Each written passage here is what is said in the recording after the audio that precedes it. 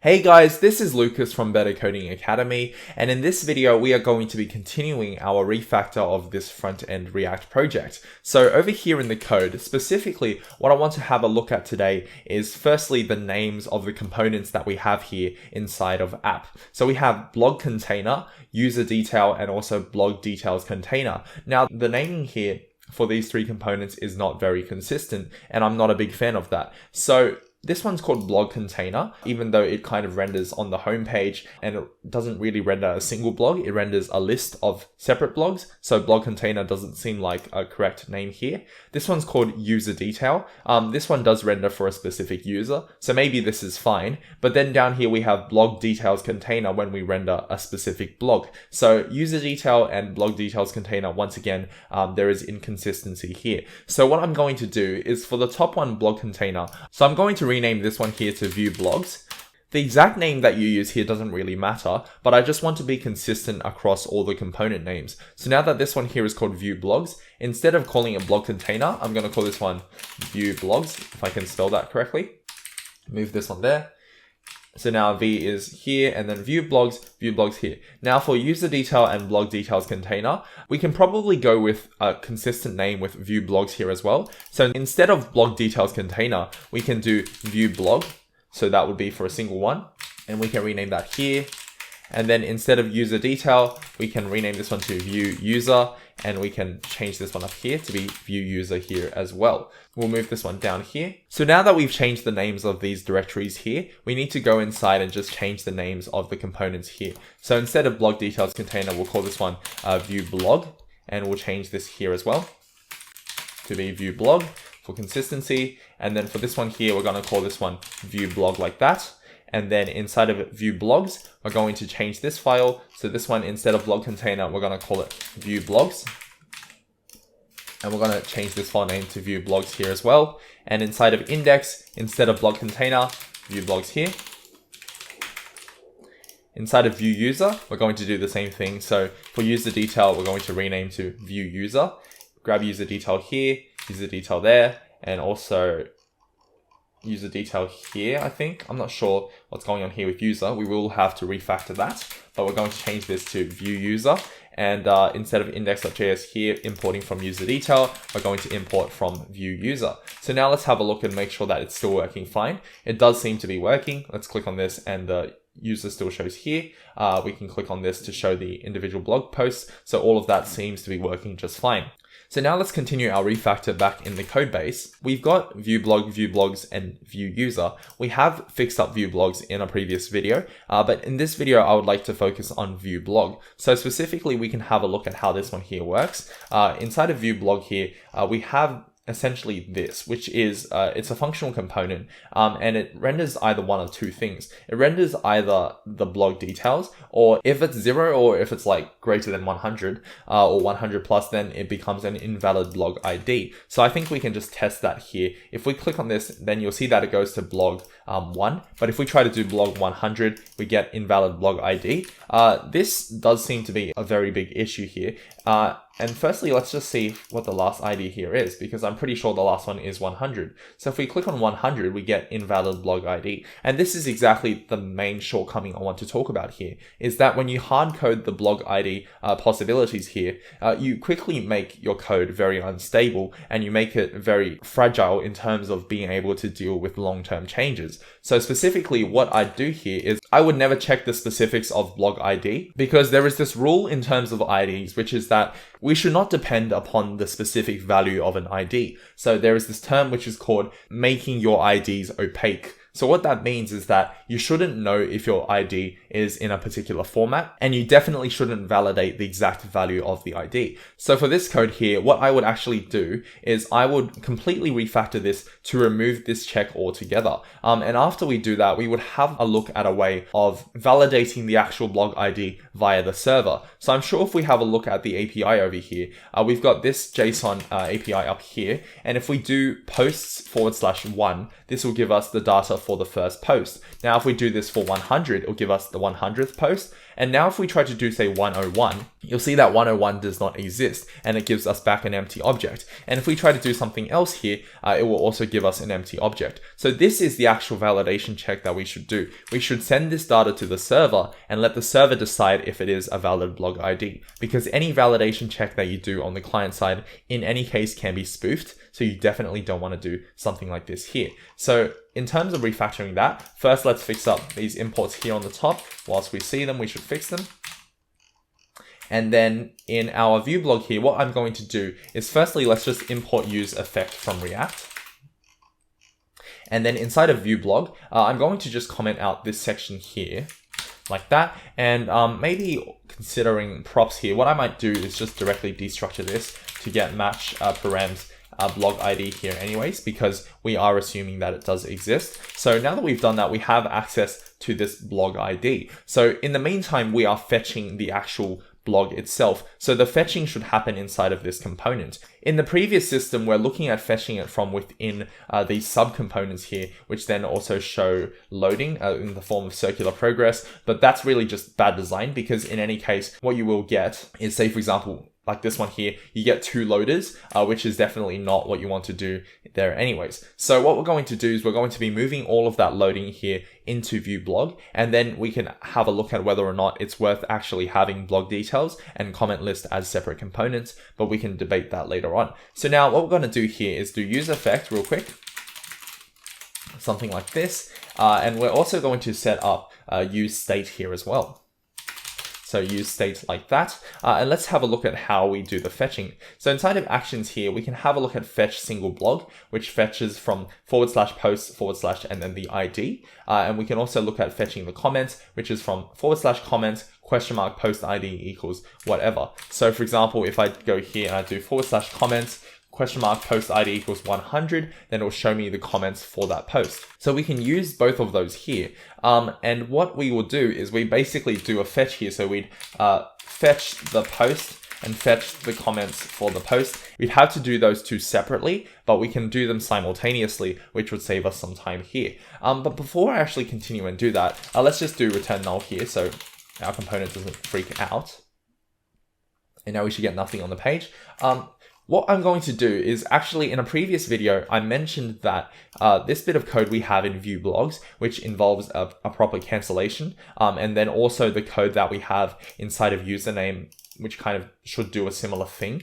We're going to actually create a solution which allows us to do this kind of cancellation in a really effective manner. We're going to create a React hook which encapsulates this functionality here and essentially allows us to make this more reusable so we don't have to type this whole thing out every single time. So what we're going to do is over here on the side, let's create a helpers directory here.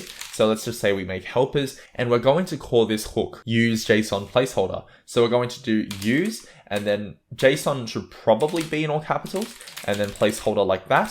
Placeholder, I normally make the H a lowercase, but because that's what we're doing inside of our API as well, I'm going to maintain consistency here. So let's write this one out. So use JSON placeholder, and what I'm thinking for this is this would basically return something which looks like this, which is the data and also the loading. And we can so this is basically the overall structure. And if it is loading, then there is no data, but then this hook would be able to automatically cancel the request if the component has been unmounted. So up here, we're going to do import use effect from React, and we're also going to take in JSON placeholder from the API. So we're going to do that here. And for the sake of this project here, we're actually only using .get on the JSON placeholder. So for example, inside of comment list and blog details and all of that, we are really only using .get here. So for the purposes of this hook here, I'm going to assume that it's going to be .get, but we are going to ask it for the path that gets passed in here,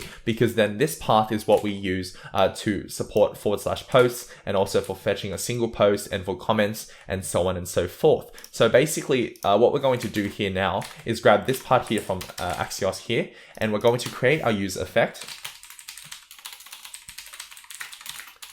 and we're going to write it like this.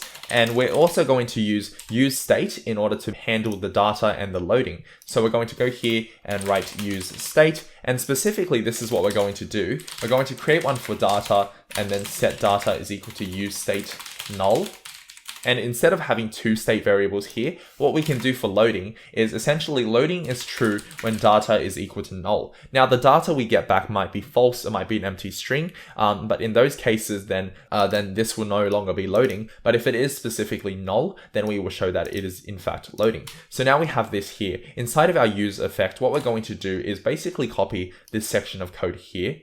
So I'm going to grab that, paste that here, and now we're using cancel token there as well. Instead of this, we are going to be using the path. And then for the res here, instead of setting blogs, we're going to do set data. And then we're going to catch, and if is cancel, that's fine. And we're going to cancel it when the component unmounts, if it is still running. So now we go down here, we've got our data and our loading. So this is actually working just fine. For our helpers here, I don't think we have an alias. We have actions, API, assets, components. One note here is actually what I probably would do is instead of having all of these, I might have just one for hash root. But since we have these already, might as well just make another one for helpers. So let's do something like that and then go here, write helpers. And I have to restart this one, otherwise it won't work. And inside of ViewBlogs here, let's re-implement this to use JSONPlaceholder. So I'm going to go here and type import use JSONPlaceholder from hash helpers / use JSONPlaceholder. So if I can get that here. So now that I've got use JSONPlaceholder, instead of writing this whole section of code here, what I'm going to do is I'm going to write const, and we're going to do data and then loading. And specifically, instead of calling this data, we're going to remap this to blogs because that's the blogs here. And we're going to do equals use JSONPlaceholder / posts like that. And now we can get rid of this whole use effect here. And what we can do is instead of using blogs triple equals null, we shouldn't depend upon this being null for it to be loading. For example, it could be undefined, it could be something else. So what we should do here is we should write if loading there like so. So now that we've done that, we can get rid of blogs and set blogs up here. And then we probably can also get rid of use state because we're no longer using that. We're no longer using JSON placeholder, and we're no longer using that line there. So now let's have a look and make sure our code here is still working. So if we go to page 1, let's see what happens. Okay, so it's broken. And the reason that it's broken is because blogs.map is not a function. So let's have a look at what blogs value here is. So if we do console.log blogs, we can kind of see what value we get back. Firstly, we get null. And then secondly, we get this whole deal here with the JSON placeholder. I think it might be because we've run out of requests possibly. So let's have a look at what this gives us here.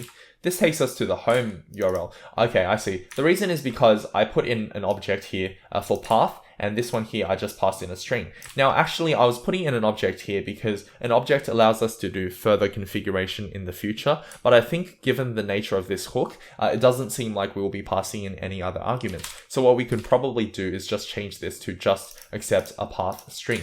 So now that we've done that, our API is working again, and it does seem to be working just fine. And now the only amount of code that we had to use inside of ViewBlogs is now simply one line, or in my case, 3, because my formatting is a bit weird. So now that we have that, we can take this line here and we can go into ViewBlog and use the same thing. But before we do that, actually, we're going to do that inside of username. So now let's paste in this line for use JSON placeholder. And instead of having this section of code here, what we can do is do const data, which becomes name. Our data becomes user actually, sorry. And then we do loading is equal to use JSON placeholder. And we're going to make it fetch from /users /user ID. So now we do /users / the user ID, which we can pass in like that.